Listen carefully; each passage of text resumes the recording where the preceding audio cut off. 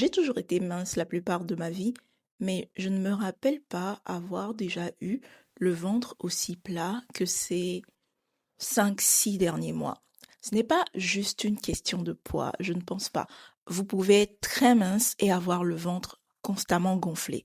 J'avais ce problème avant, alors je sais que le changement que je vis en ce moment n'est pas dû au hasard. J'ai bossé pour ça.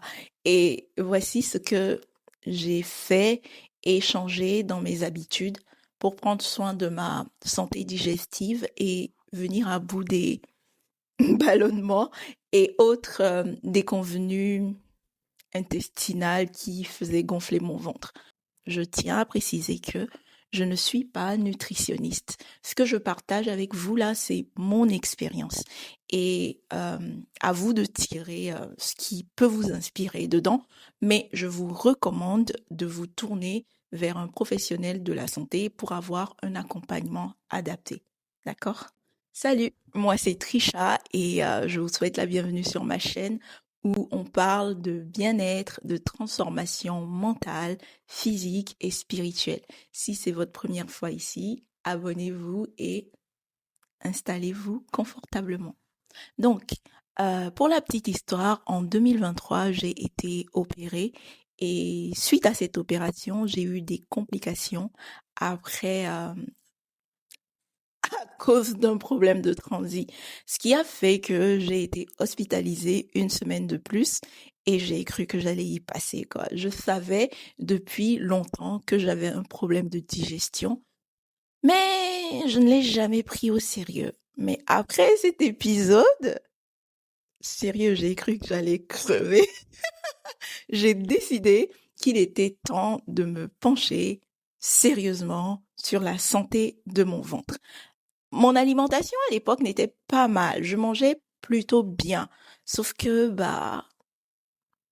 j'aime le riz et j'aime les pâtes et j'en mangeais énormément. J'en mange toujours, mais en petite quantité. Mais à l'époque, je suis passée aussi, oui, il faut pas, c'est pas à négliger. Je suis passée aussi par une période où j'en avais marre de faire attention à tout et ça passait aussi par ce que je mangeais. Je l'ai payé. Les 10, 15 kilos que j'ai traînés jusqu'en mai dernier viennent de loin.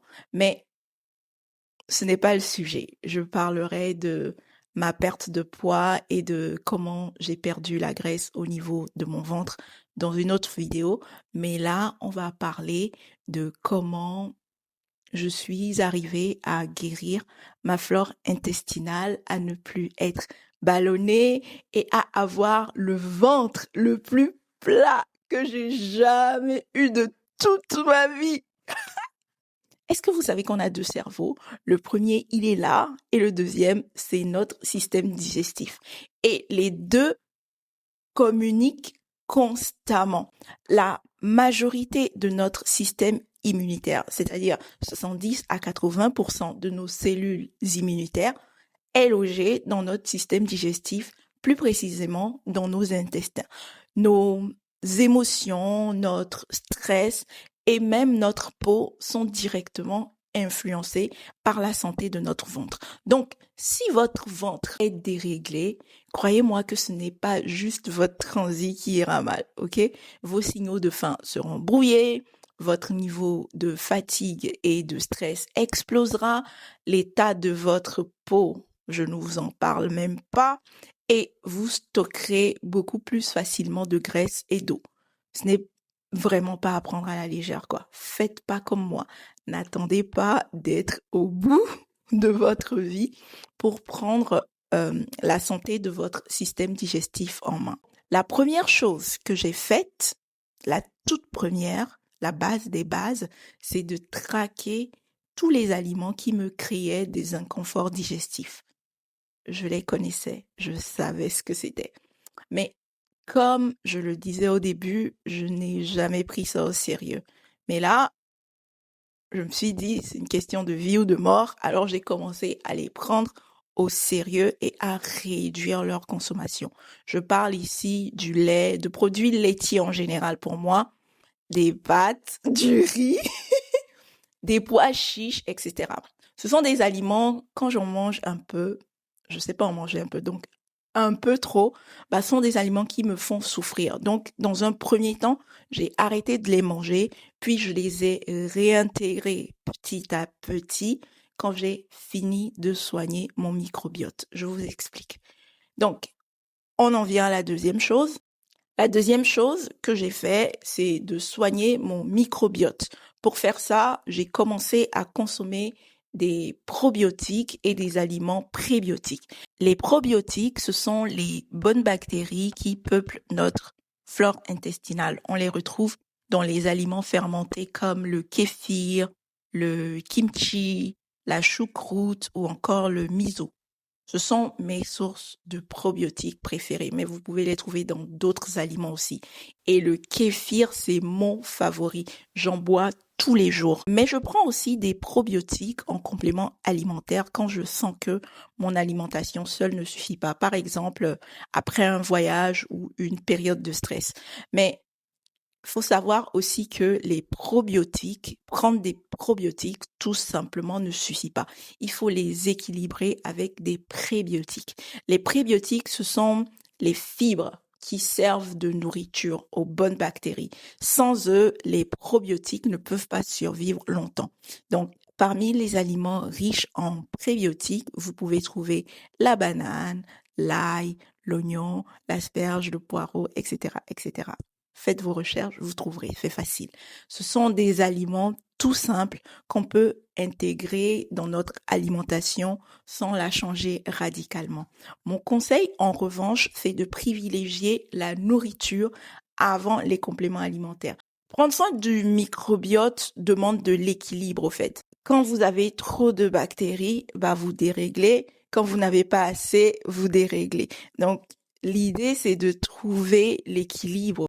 C'est pour ça que, avant de prendre des probiotiques en complément, je vous recommande vivement de demander l'avis d'un nutritionniste ou d'un diététicien. Le truc aussi, c'est que tous les compléments alimentaires qu'on trouve sur le marché ne se valent pas. Donc oui, consultez pour ça. Et puis, ce qui est top avec le système digestif, quand il est en bonne santé, c'est que vous finissez par réapprendre à écouter votre corps et surtout votre satiété. Vous savez quand vous êtes rassasié et vous savez vous arrêter. Vous n'avez même pas le choix, vous vous arrêtez. Et rien que ça, c'est déjà incroyable. Donc, prenez soin de votre microbiote. La troisième chose qui m'a permis de venir à bout des ballonnements et autres lourdeurs d'estomac, c'est de prendre des comprimés de vinaigre de cidre environ 20 minutes après chaque repas. Alors, pourquoi le vinaigre de cidre, vous allez me demander? Bah, parce qu'il aide à stimuler la production d'enzymes digestives et à mieux décomposer les aliments. Donc, en gros, le vinaigre de cidre, au fait, va venir donner un petit coup de pouce à votre estomac pour démarrer votre digestion, ce qui va limiter les lourdeurs et les gonflements. Certaines personnes prennent directement le vinaigre de cidre dilué dans de l'eau, mais moi je préfère les comprimés. Honnêtement, c'est plus pratique et surtout ça évite le goût très fort ou l'acidité sur les dents tous les jours parce que j'en prends tous les jours et franchement, j'ai vu une vraie différence. Avant, après un repas un peu lourd, j'avais l'impression d'avoir avaler une brique. Aujourd'hui, avec cette habitude, ma digestion est beaucoup plus fluide et mon ventre reste léger après les repas. Pareil aussi que ça fait maigrir. Moi, je ne l'ai pas utilisé pour ça, donc je ne peux pas complètement attester de ça, mais je pense que oui. La quatrième chose que je fais, c'est d'avoir pris l'habitude de boire de l'eau chaude. J'ai adopté cette habitude pendant mon voyage en Inde et quand je suis rentrée, je n'ai pas arrêté.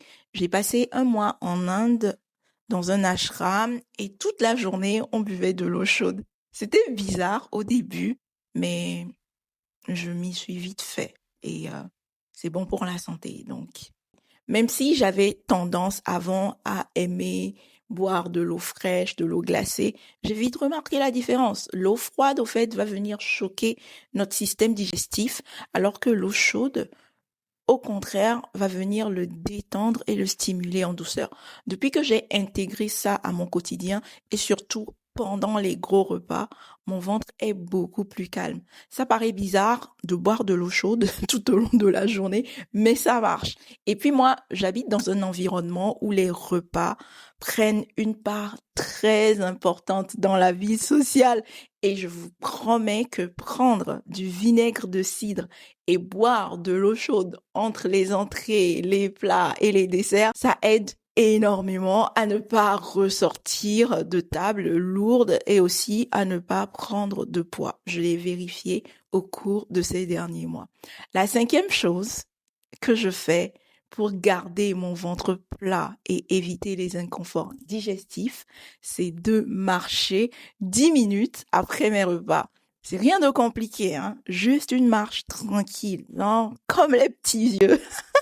C'est efficace de fou. Ça aide la digestion à se mettre en route aussi naturellement. Ça évite que les aliments stagnent et ça réduit considérablement, définitivement les ballonnements. J'ai aussi remarqué que je me sens beaucoup plus légère et j'ai moins, vous savez, ce coup de fatigue, ce coup de barre qui tombe systématiquement après avoir mangé, surtout les gros repas du dimanche. Donc, marchez après vos repas. La petite marche digestive, là, ça marche de ouf. Je pense que c'est tout, hein.